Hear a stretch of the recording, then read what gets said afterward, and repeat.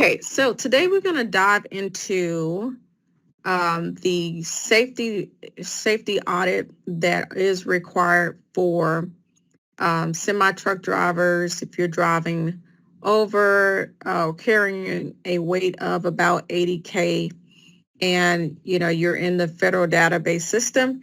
You're going to be required probably within this first six months to a year of being in business. That's USDOT established, MC established, and you're on the road and operating.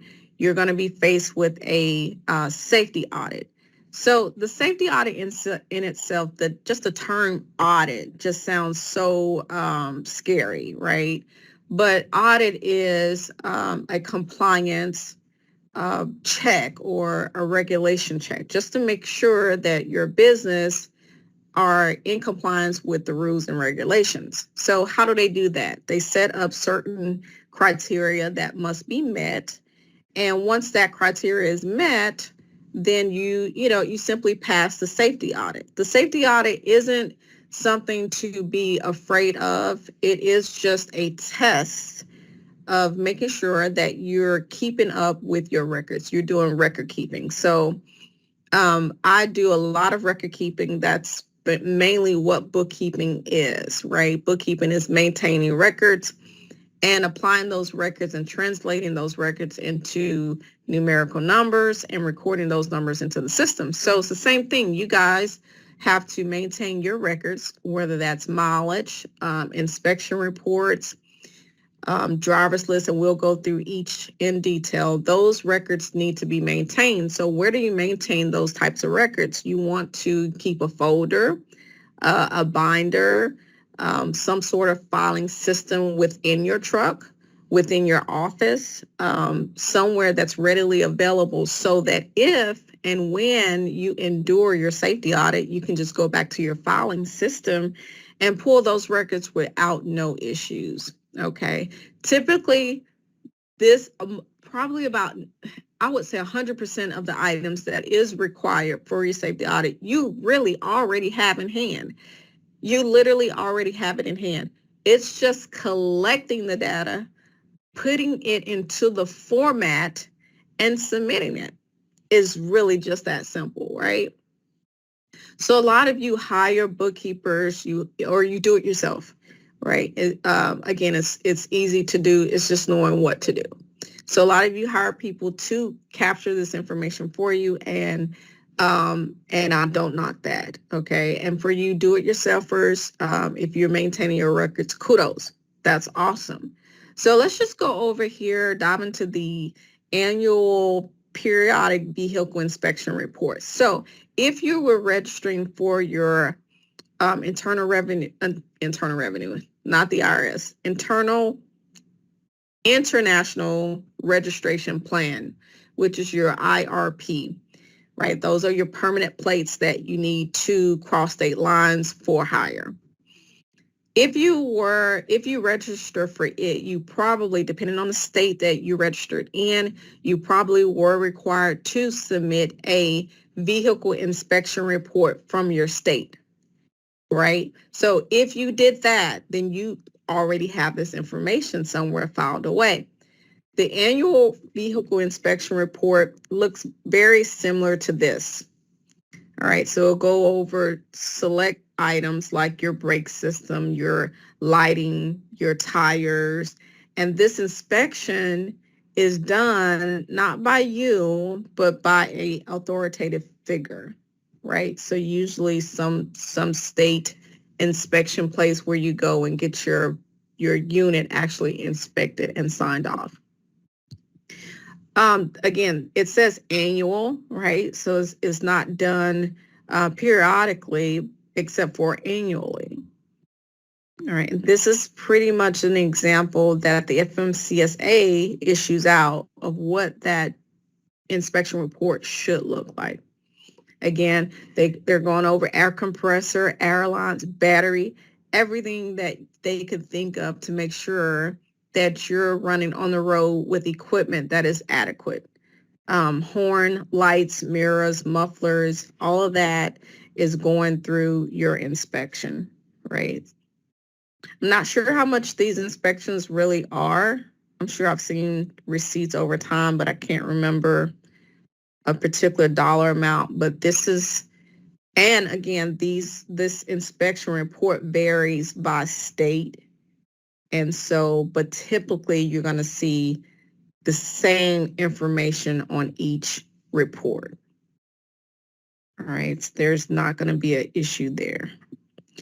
Okay, so let's move over to a second document that is required, and it's called the driver motor vehicle records, right? So each driver is required to have a driving record submitted, right? So normally your insurance person probably run these MVRs, and this is how, like, if you're established trucking company and you're just you're growing and you've got drivers, you got dependable drivers, and so typically you run a MVR on each one of your drivers, right? You can use a third party to do that. You can do it yourself, or your insurance person probably did it while you were getting insurance. And so that motor vehicle record, MVR, will state obviously the driver's name, their information, and their record, their driving record, right? Because if you have a driver who has a lot of accidents, that tells a lot about the driver. Even if it wasn't his fault, that record, that insurance rate is going to be affected based upon the driver's record, right? If he or she was driving recklessly, or if they just have a lot of salutations, or, it's just a history that represents the individual driver's record, right? And so for each one of these, of the drivers that you have, whether you have 1, 3, 5, or 10, you want to pull an MVR. Now watch this. When you actually go through your safety audit, you're going to choose one. They're going to only ask you for one of those drivers. So let's just say you have 3 drivers that's running. You're just going to select one of those 3 drivers that you're going to provide an MVR for. All right, now this is separate from the actual driver's list. The driver's list, you are going to list every single driver that you have running underneath you, or if it's you yourself, right? But for MVR purposes and for the other documentation, you're just going to provide all of the substantial information and documents for one driver. All right, so let's look at the next document, and this is in no particular order whatsoever. However, this is included in your safety audit, which means they're going to ask you for an MVR. And chances are you already have your MVR. Just file it in your records. Matter of fact, you can name the folder safety audit. Right? And so when your time comes, you literally just open up that folder and take out this information. All right, so we went over the vehicle inspection, the annual vehicle inspection, put that in the folder. The second thing that we're looking at right now is the MVR, which is your history or your background for your vehicle, for your records, so your driving history. That's the second item that you're going to stuff into that folder. All right, so again, no particular order. Let's look at the vehicle list. The vehicle list is literally just what you see, right? It is very simple Word document, nothing special about it. You can put up it at the heading of your Word document. You can put vehicle list so that you're clearly identifying what this particular document is. And the vehicle list, you're listing every single vehicle or unit that's underneath your umbrella, right? So if they're running under your authority, running under your MC, running under your DOT, US DOT number, And that list goes in this Word document. So what are they going to ask you for? Just what you see here, your unit number, right? So some people assign their unit number for no particular reason. They just name it 1, maybe because it's their first truck, and the second truck is named unit number 2, maybe because it's their second truck. I've had some clients that named their units their daughter's birth date or birth year. So it's just, that is up to you. Whatever that unit number is, you want to be consistent, because whatever the unit number was used during your IRP apportion plate registration, that unit number is going to follow through, right? So this same unit number is also going to be represented in your ELD unit, right? So whatever you typed in for your ELD unit or registered your ELD unit number as, all that number should be consistent across the board. You want to make sure you have the correct VIN information. Be careful about the VIN. That's obvious. I mean, it's such a long number. You can easily make typos on that.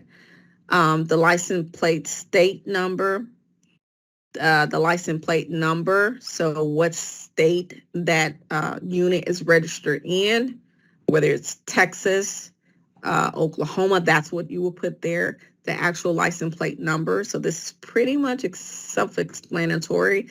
The make, model, and year, right, of all of your vehicles listed. Again, when you decide to select the one driver that you're going to submit information on, that's different from your vehicle list.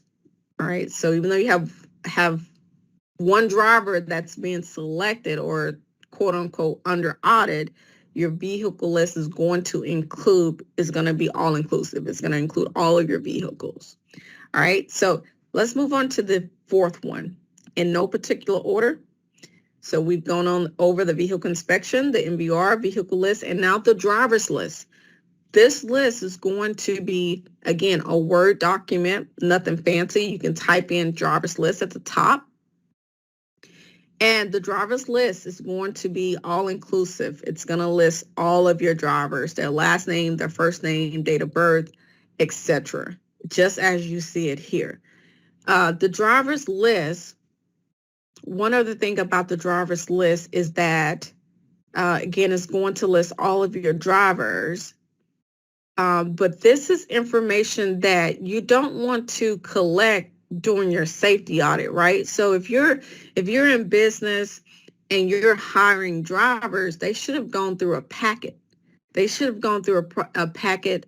You would want them. So let's just back up. Not that they should have, right? Because you're not going to have everything in place. And I have to say that because I don't want to discourage anyone. You don't have to be a picture perfect to run your business. All right. But ideally, you want to put in practices, right? So eventually, you're going to want to run as a smooth operating machine, right? And so when you think about expanding and growing, you want to go ahead and create a hiring packet. And in this packet, it's going to ask all this information. So you're not going, during your safety audit, you're not going back getting, oh man, I never even got his date of birth. Oh man, I never even got your social security number. Oh, I don't even know what day we hired. I just know we talked on the phone. We had a great conversation. He was hired. You don't want to have that conversation during your safety audit. Now, does this happen? It does. It happens all the time. That's no big deal if it's happening. You're just learning from, and I won't even call them mistakes. You're just learning from beginners, just beginner businesses. And then you're revising and revamping all the time in business, right? Because ultimately you do want to run very efficiently. And sometimes for some people that takes a month. Sometimes that takes 6 months. Sometimes that take a year, a couple of years of doing it, before you get it done. You'll be amazed at some of the bigger companies that I work with and how unorganized the huge multi-million-dollar companies, and they're just simply not together. So what does that tell me? It doesn't make me feel any particular way about them, except for I know, number one, they're trying. It is a process. Getting into business, particular trucker business, it is a process. So it works together at the end, though, right? Everything will come together at the end if you're putting in the particular practices to make it happen. Eventually, it will come together. And again, be encouraged, because you have bigger companies, like I said, that I'm not going to do any name calling, but I know bigger companies who are just not running efficiently. So, but you are, right? You're going to run efficiently. And so the driver's list is something that you would have taken from the very beginning. Same thing with the vehicle list. You already have your vehicle information. If you're optimistic, if you're really wanting to be prepared in this business, go ahead and start creating your vehicle list. You can take this document. You can use this and copy it identical, and already have your vehicle list in the file. And then when you go to add your trucks and what have you, just add it to your list. You can do that, right? Those are some of the things that you can do right now, right? Same things with the driver's list. Okay, so we're going to pause really quickly here. The DMVR, if you're looking at the appendix, and this actual document, I'm going to attach some sort of way. At least I can submit a link. That way you can click on the link and get to this document, or you can reach out to us and we will email you this safety audit guidebook. So we went over if you look at my cursor here, the DMV, we went over the medical certificate, or did we? I know we went over the vehicle list, the vehicle inspection report. So let's just talk about the medical certificate if we have not. So the medical certificate, believe it or not, now the drugstores, like your CVS, I think Walgreens, but they're doing now the medical certificate, right? So whereas before, if DOT pulled you over for whatever reason, and they really had no way of verifying that actual medical certificate was valid or real or genuine or authentic, right? They really had no way of proving that. So now they're doing a database type system where if you get that medical certificate tested, like they go through the whole entire test while you're at the drugstore. They'll go through the entire test. They'll check whatever they check, right? And issue you a medical certificate, right? And so it's in the database. So if DOT wanted to verify, they could. So that's one place to get it. Otherwise, you would get it, at your doctor's office and go through that particular procedure. So that's your medical certificate, and it literally is a piece of paper with the doctor's information on there with their signature, of course. That's what solidifies it. The vehicle list, we went over that. The inspection report went over that. If you are hazmat, you're required to have that paperwork together, showing that you have the shipping papers. I've not gone through that personally, so I'm not going to go into detail with something I haven't done. I haven't had any hazmat truckers or trucking company. But again, this particular document I will freely give to you. It's public information. And if you are a hazmat person, you want to look into detail as to what that's for. Your proof of insurance, that's going to be your certificate of insurance, whatever you're better known as COI. So whoever you're insured with, that's something you should already have anyway. You kind of should keep it, whether it's digital, keep it in your phone, in your records in your phone, or physically, you can keep it in your folder, physically in your folder, okay? That will take care of your proof of insurance. Now, here's the the biggest thing. So you have a lot of third parties out there that do drug and alcohol testing. Right. So your drug and alcohol testing is something that we don't do here in office, but we have people that we work with that goes through your drug and alcohol testing. I don't know all what that really entails. Honestly, I don't.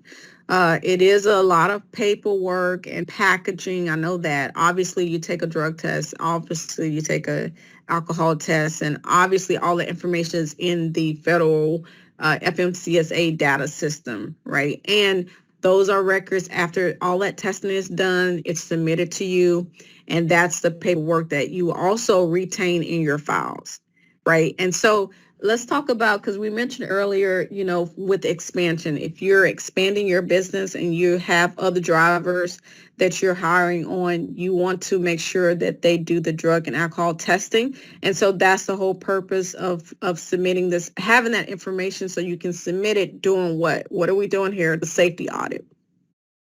So you want to have those records on file. So when safety audit comes, you already have it in a folder, digitally or physically in a folder. So when your when your federal agent contacts you, it's so funny. I have to pause right here. It's so funny because I had one of my clients was like, I think that, he received the phone call and he's like, I don't think it's legit. I don't think they're real. They're claiming they're a police officer and they need, go through this, da, da, da. So I had him send me the information and it is legit. So there are a lot of solicitors out there, guys. There are a lot of solicitors out there. However, if it is stamped, right, as a federal document, the FMCSA will have their emblem at the top left, their logo at the top left of that paper. They will have phone numbers at the bottom listed, so you will know the legitimacy of that particular document when you get ready to go through your safety audit. There is a federal agent that will call you, and contact you either through email or by phone. Okay, and so if you are still a little leery, ask them to submit information to you in through email. That way you can have physical documentation that you can refer back to, and to make sure, it's just peace of mind for you that you're not giving out information or that you're not being frauded. Okay, so that drug and alcohol testing, back to that, the drug and alcohol testing information, once you find that third party that does that for you, and you get all that paperwork together, submit that into your folder.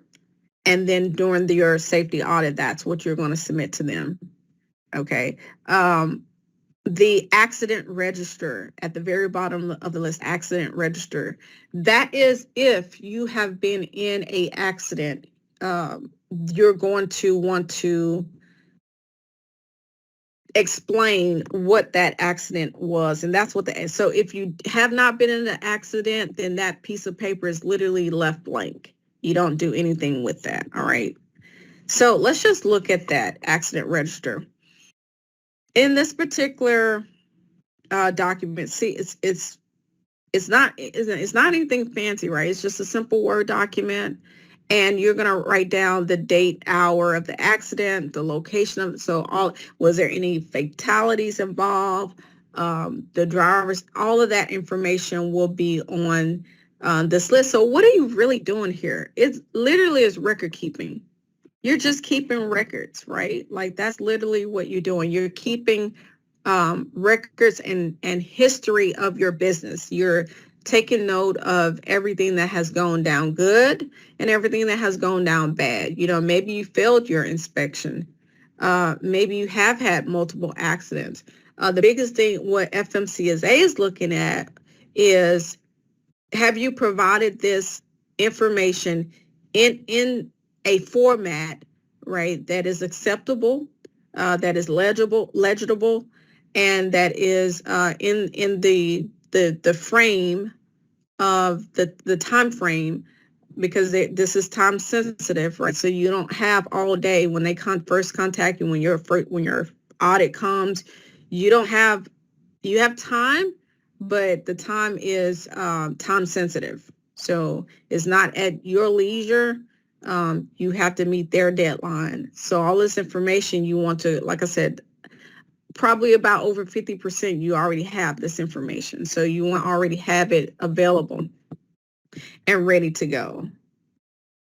What do we do? Hang on. Okay, so let's talk about the I would call this the most, if this process is any complicated, I will call this part the most complicated, right? I would say this is probably this would be the first most complicated if you would call any part of this process complicated. And the second I would say is complicated is the accident register.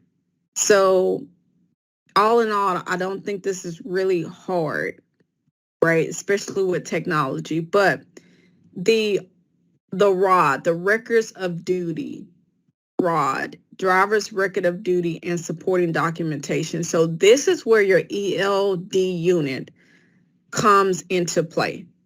Your ELD unit is going to hold all of your records, your mileage. Some ELD units hold the fuel. All of ELD units hold your logs. You know, when were you on duty? When were you off duty? So obviously here, they're trying to make sure that you're not driving over your time, that you're taking those breaks and that you're sleeping when you're supposed to sleep.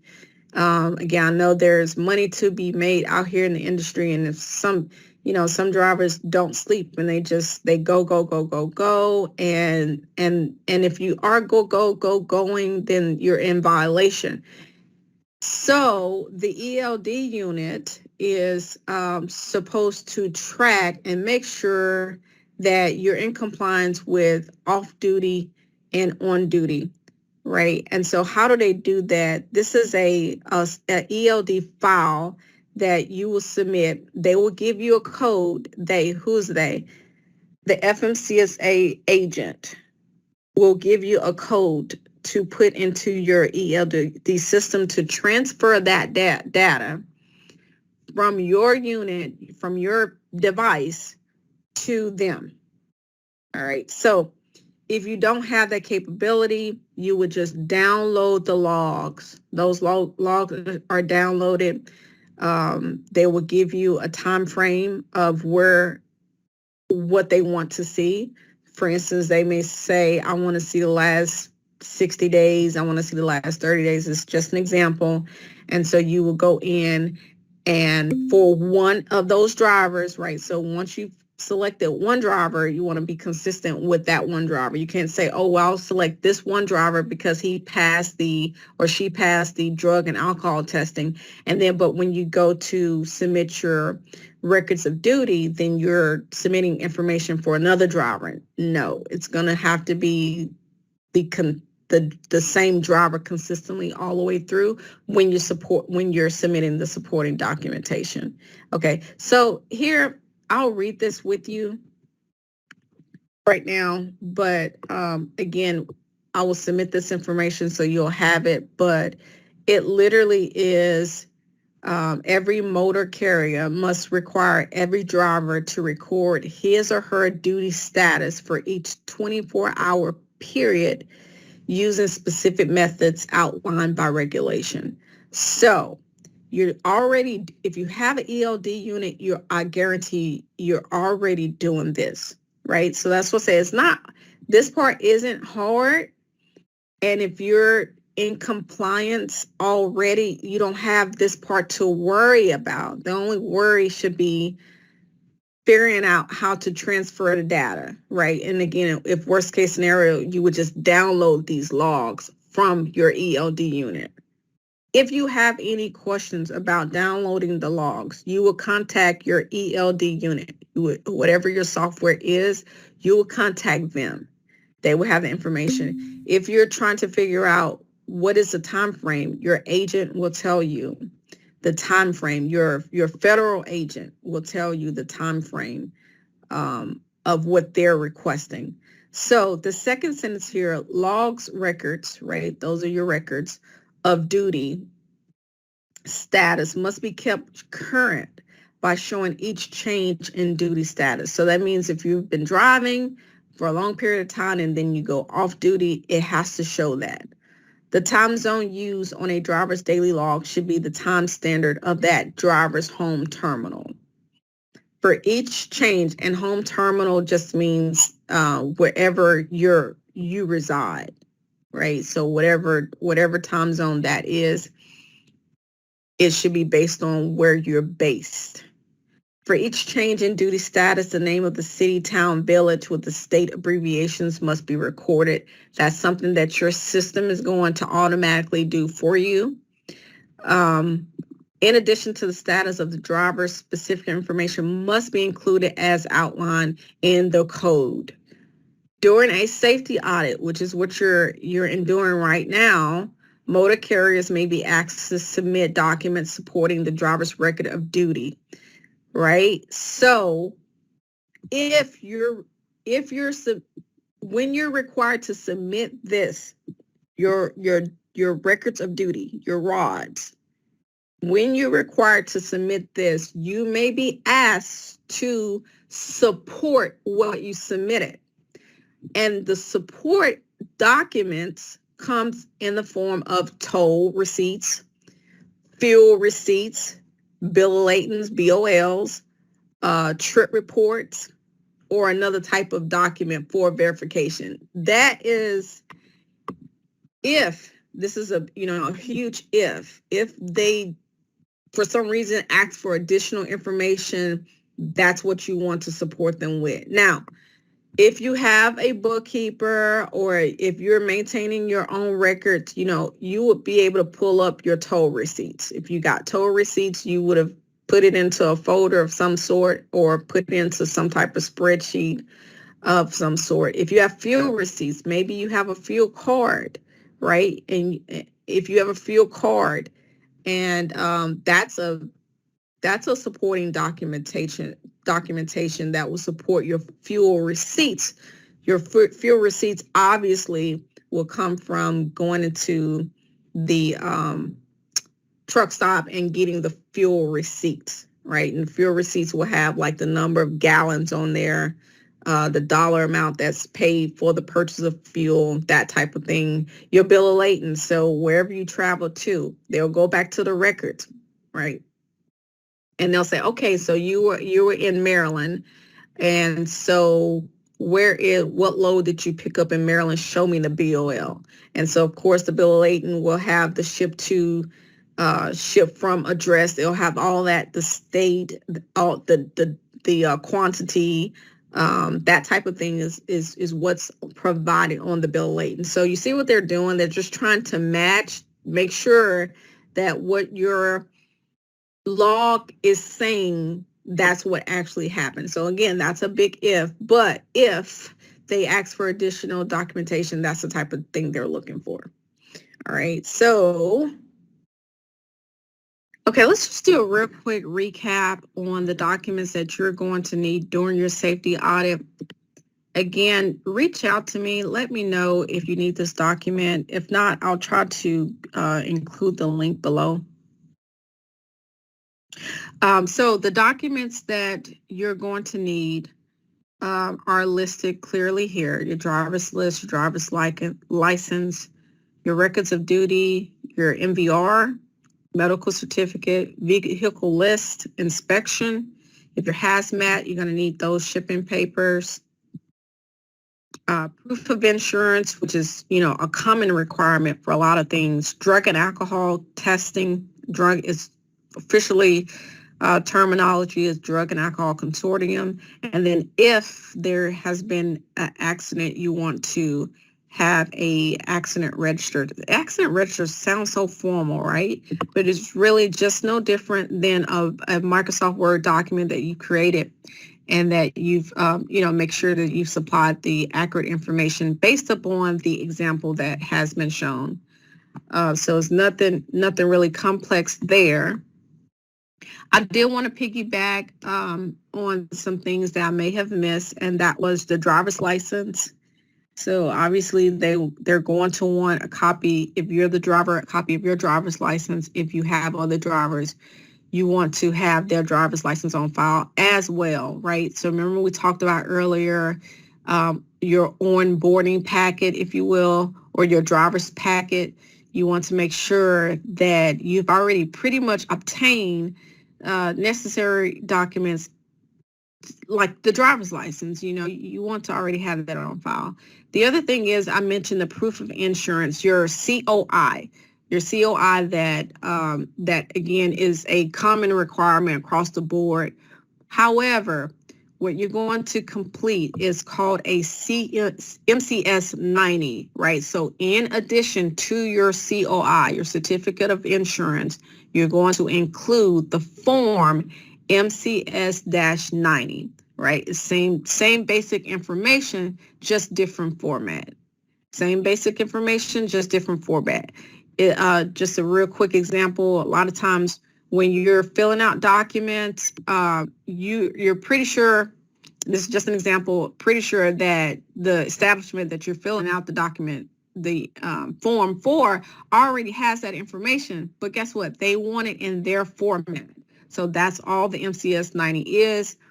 Even though you have the certificate of information from your insurance company and it has identical, it has the VIN, it has, your coverage, it's going to have all that. Yes, they need that, but they also need it in their form, which is the MCS-90. So where do you find the MCS-90? Just Google it.